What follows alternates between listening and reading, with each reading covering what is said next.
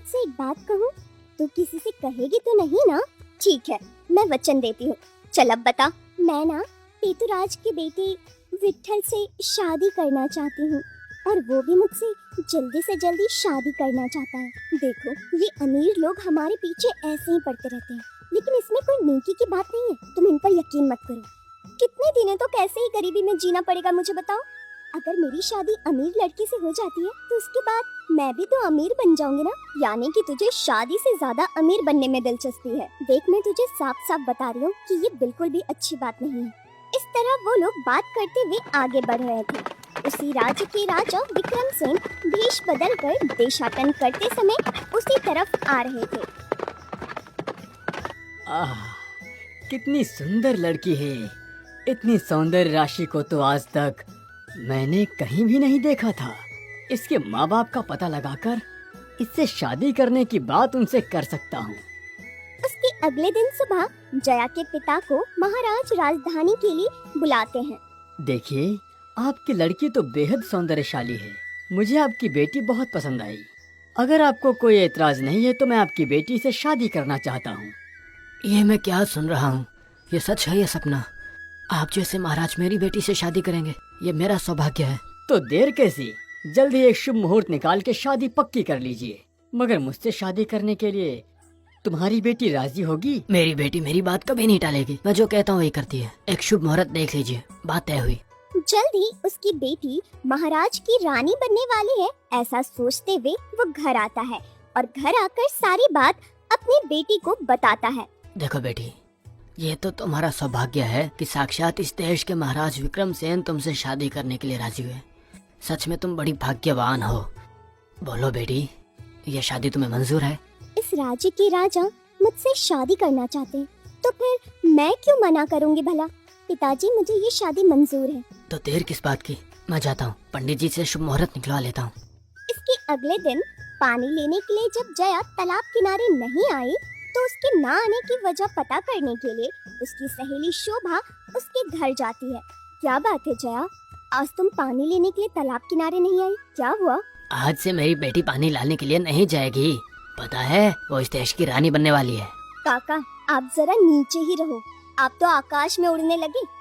शोभा और इस देश की होने वाली रानी, क्या बोल रहे हैं आप? हाँ बेटी, औकात में ही बात कर रहा हूँ। मेरी बेटी को देख के खुद महाराज विक्रमसेन जी ने मुझे मेरी बेटी से शादी करने के लिए कहा था।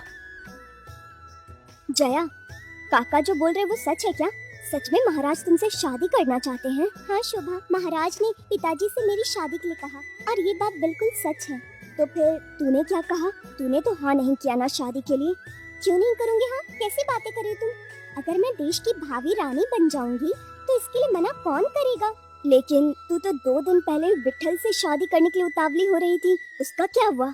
देखो शोभा, कोई भी लड़की एक अमीर लड़के से ही शादी करना चाहती है, इसलिए मैं विट्ठल से शादी करना चाहती थी। लेकिन इसी बीच में महाराज ने मुझसे शादी के लिए पूछा। अब देश के महाराज इस गांव के किसी भी अमीर लड़के से तो कहीं ज्यादा अमीर होंगे ना। बस इसी वजह से मैंने महाराज को शादी के लिए हाँ कर दिया। ओहो, कितनी चालाक है तू।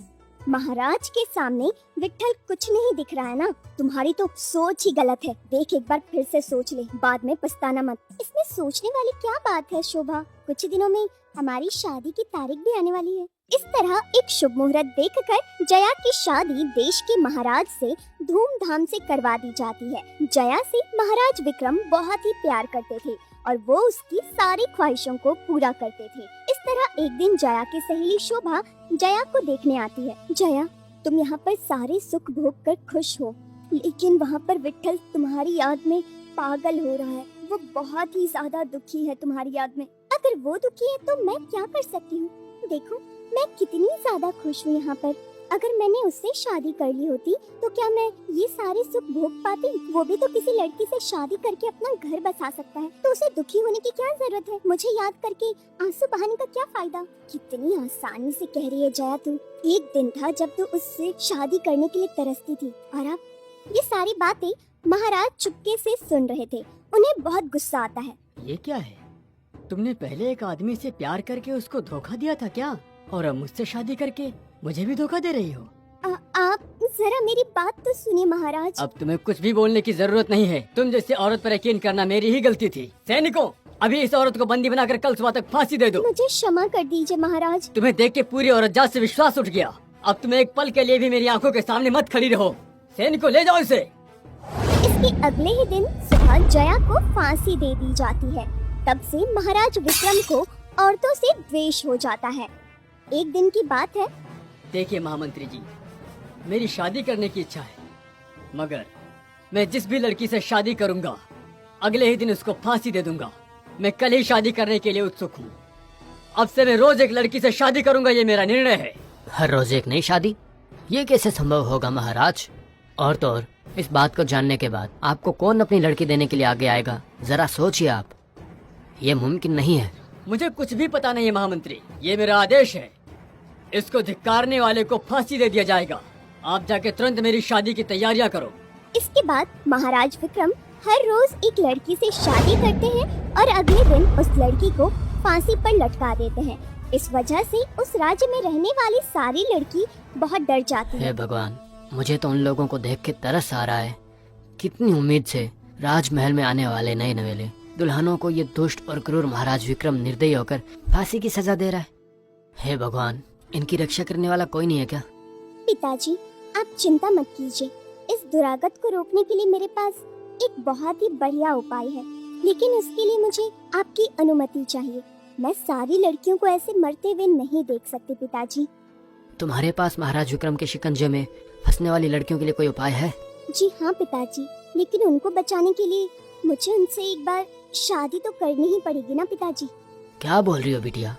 अगर तुम महाराज विक्रम से शादी करोगी तो अगले दिन सुबह ही मुझे तुम्हारी मौत की खबर सुननी पड़ेगी, और वो मुझे हरगिज भी पसंद नहीं है। तुम भी इस बात को मन से पूरी तरह निकाल दो। इस अत्याचार को रोकने के लिए केवल एक ही उपाय है पिताजी। आप सोचिए, मेरी वजह से कितनी सारी लड़कियां मरने से बच सकती हैं। मैं मर जाऊंगी ऐसा सोचकर आप मुझे मना मत कीजिए पिताजी। मेरे पास बहुत अच्छा उपाय है। वो बहुत ही गुस्से वाला है, पता है ना। किसी भी हाल में अगले दिन सुबह नए नवेले दुल्हन को किसी भी हाल में फांसी के फंदे पर वो चढ़ा कर ही रहेगा, और तुमने उससे शादी करने की जिद पकड़ रखी है। बताओ। आप मेरी बात सुनिए। आप अभी जाकर उन्हें बता दीजिए कि मैं उनसे शादी करने के लिए तैयार हूँ। आप जाइए और उन्हें ये खबर दीजिए। इसके बाद महामंत्री महाराज विक्रम सेन के पास जाते हैं और उनके सामने अपनी बेटी के विवाह का प्रस्ताव रखते हैं। ओह, तो फिर आपकी बेटी वैशाली मुझसे शादी करने के लिए तैयार है? तो फिर तुरंत शादी की तैयारियां कीजिए। लेकिन वैशाली ने यह शादी करने के लिए शर्त रखी है महाराज। शादी के बाद अपने साथ अपनी छोटी बहन को भी वो खुद अपने साथ या राजंतपुर में लेकर आना चाहती है महाराज। उसके लिए क्या आप राजी होंगे? उसमें क्या है, वो तो मुझे भी मंजूर है। आप तुरंत जाके शादी की तैयारियां कीजिए। इस तरह उस रात को वैशाली का विवाह महाराज से संपन्न होता है। ओह, कितनी सुंदर है ये लड़की, मगर इसको कल सुबह तक फांसी के तख्ते पर चढ़ा दिया जाएगा। चिंता हो रही है मुझे। महाराज, आप काफी गहरे सोच में दिख रहे हैं। क्या बात है, मुझे बताइए। कुछ भी नहीं। तो हाँ, अपने साथ तुम छोटी बहन को भी लाई हो क्या? कुछ नहीं महाराज, मुझे हर रोज रात को सोने से पहले मेरी छोटी बहन को कहानी सुनाने की आदत है, इसलिए मैं उसे साथ लेकर आई हूँ ताकि वो आराम से सो जाए। कल सुबह तो मुझे फांसी की सजा दी जाएगी। ये मेरी आखिरी रात है, इसलिए मैं अपनी बहन को कहानी सुनाना चाहती हूँ। आप कहे तो मैं उसे कहानी सुना दूँ? ऐसा है? अरे, तो तुम्हारी बहन को कल से कहानी कौन सुनाएगा? क्या किया जाएगा? बात यह है कि मुझसे शादी करने वाली कन्या को अगले सुबह फांसी दे दी जाती है। ठीक है, चलो तुम अपनी छोटी बहन को बुलाओ। इसके बाद वैशाली अपनी बहन को बुलाती है। दीदी, आज से हमें यहीं पर रहना है क्या?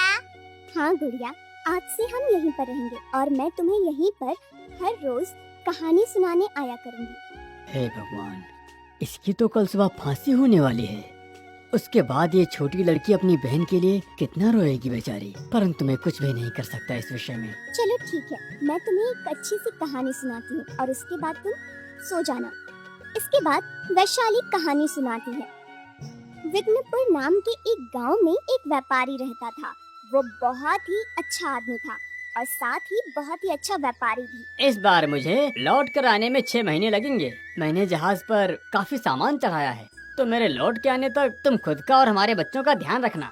ये आखिरी बार मैं आपको जाने दे रही हूँ। अगली बार से मैं आपको इतनी दूर बिल्कुल भी नहीं जाने दूंगी, समझ गए ना?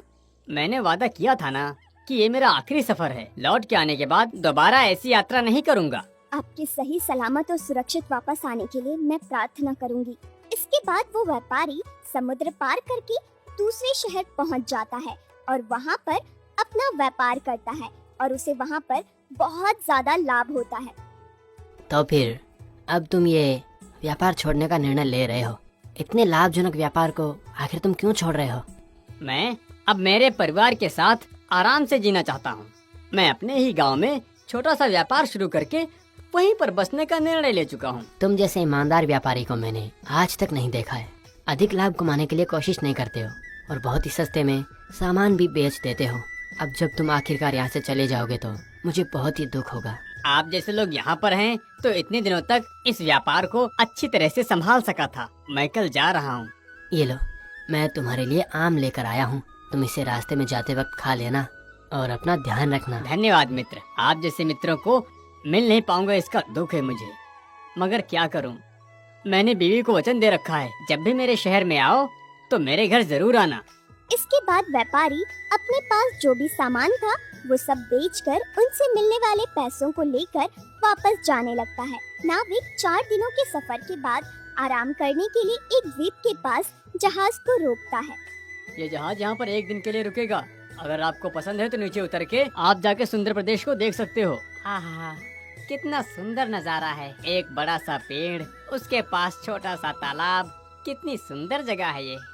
इस पेड़ के नीचे बैठ के मैं इन स्वादिष्ट आम को खा के अपनी भूख मिटाऊंगा।